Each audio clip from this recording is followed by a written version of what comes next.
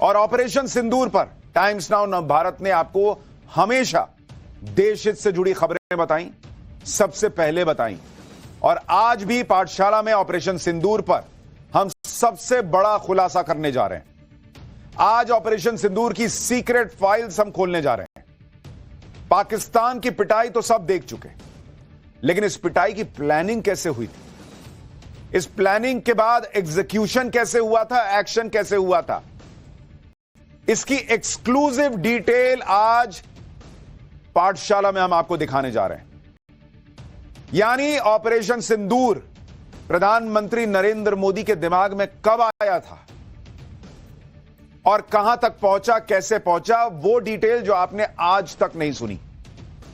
और ये exclusive details हमने टॉप सोर्सेज से जुटाई हैं, क्योंकि इस तरह के जो ऑपरेशंस होते हैं उनकी कोई फाइल्स किसी के सामने नहीं आती बॉस। ये सारी जानकारियां सोर्सेज के हवाले से मिलती हैं, आपको जुटानी पड़ती हैं, कोई फाइल खोलकर नहीं रख देता। ये सारी जानकारी उन्हीं लोगों को पता होती है जिन्होंने ऑपरेशन को करीब से देखा होता है, उसकी प्लानिंग और उसके एग्जीक्यूशन को देखा होता है। हमारे पास ऑपरेशन सिंदूर की हमारे टॉप सोर्सेज के हवाले से ऐसी ऐसी डिटेल्स आई हैं जिनके बारे में अब तक देश नहीं जानता। हमारे पास ऑपरेशन सिंदूर की ऐसी ऐसी जानकारी है जिन्हें सुनकर पूरा देश चौंक जाएगा, क्योंकि आज पाठशाला में हम आपको बहुत कुछ ऐसा बताने वाले हैं जो देश को नहीं पता।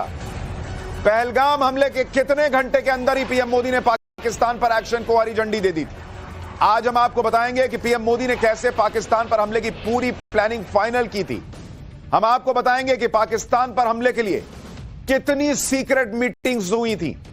पाकिस्तान पर हमले के लिए भारत के पास प्लान ए, बी, सी कितने प्लान तैयार थे और वो प्लान कैसे बने थे। आज आपको बताएंगे कि ऑपरेशन सिंदूर के प्लान को आखिरी वक्त में क्यों बदल देना पड़ा था। आज आपको बताऊंगा कि भारत ने पाकिस्तान के एयरबेस के साथ उसके कितने फाइटर जेट तबाह कर दिए जिनके बारे में दुनिया को अब तक नहीं पता है। आज पहली बार आपको पाठशाला में पता चलेगा। आज आपको बताऊंगा कि 90 मिनट में ऐसा क्या हुआ था कि पीएम मोदी ने सबसे फौलादी फैसला ले लिया था। आज आपको बताऊंगा कि पाकिस्तान के परमाणु अड्डे फोड़ने का सच क्या है। आपको यह भी बताऊंगा कि बहावलपुर में जब जैश के हेडक्वार्टर पर हमला हुआ था उस वक्त मसूद अजहर कहां था और उसका क्या हुआ। आज आपको बताऊंगा कि कैसे पीएम मोदी ने पाकिस्तान की परमाणु धमकी को जड़ से खत्म कर दिया है। यह सारी ऐसी जानकारी है ऑपरेशन सिंदूर की जो हम टॉप सोर्सेज के हवाले से एक्सक्लूसिव जानकारी लेकर आए।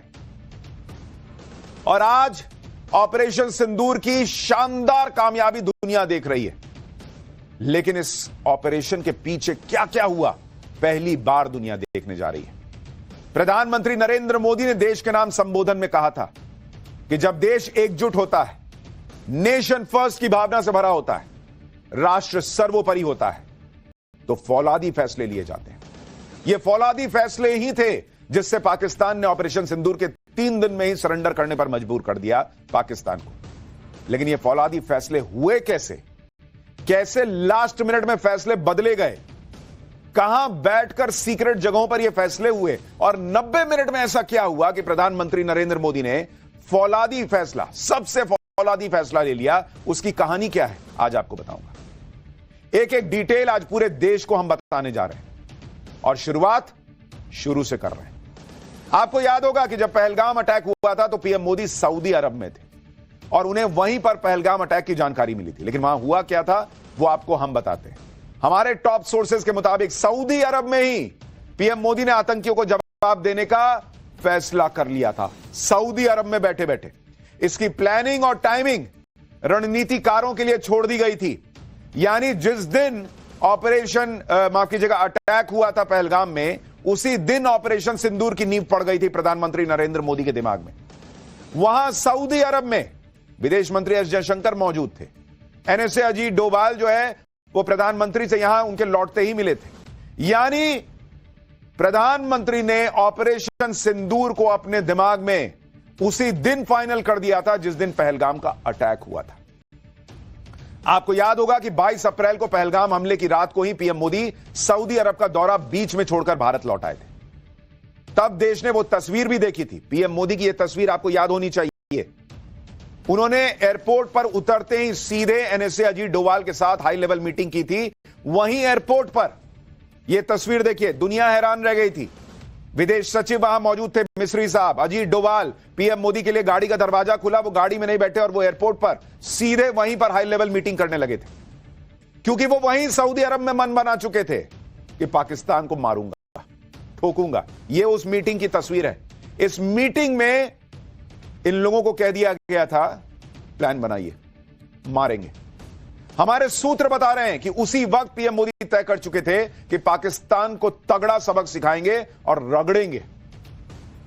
पीएम मोदी ने जब फैसला कर लिया कि पाकिस्तान को इस बार किसी भी कीमत पर छोड़ेंगे नहीं, तो उसके बाद ऑपरेशन की प्लानिंग और टाइमिंग पर चर्चा शुरू हुई।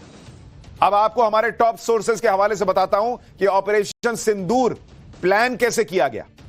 23 अप्रैल यानी अटैक के अगले दिन से लेकर 5 मई तक, यानी अटैक जो पाकिस्तान पर अटैक हुआ उससे एक दिन पहले तक 47 ऐसी मीटिंग हुई जिसमें स्ट्रैटेजी बनाई गई। यह मीटिंग बिल्कुल किसी अज्ञात सेफ हाउस में हो रही थी, यानी मीडिया की नजरों से दूर, दुनिया की नजरों से दूर। आप इस दौरान देखते थे कि पीएम मोदी जो है वो एनएसए से मिल रहे हैं, फलाने से मिल रहे हैं, ढिमकाने से मिल रहे हैं।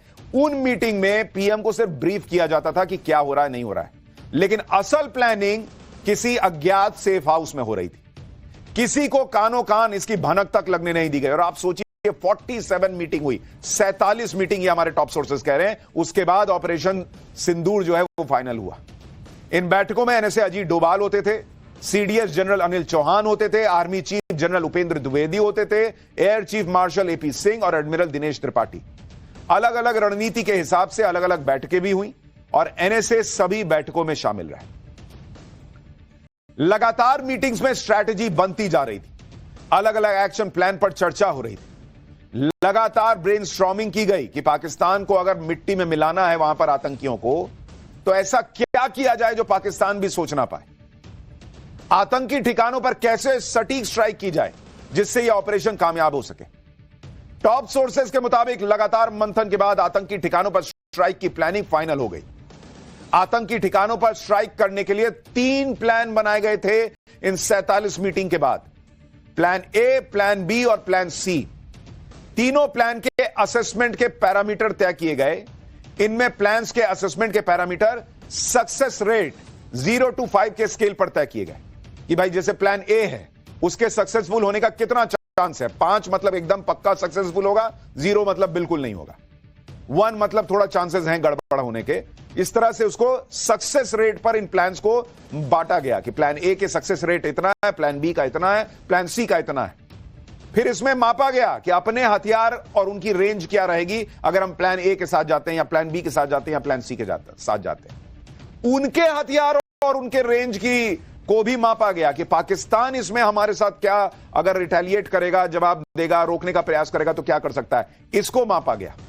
और इंटरसेप्शन का चांस क्या है इसको भी फाइनल किया गया। यानी ये सारी चीजें देखने के बाद प्लान ए, प्लान बी और प्लान सी बनाया गया।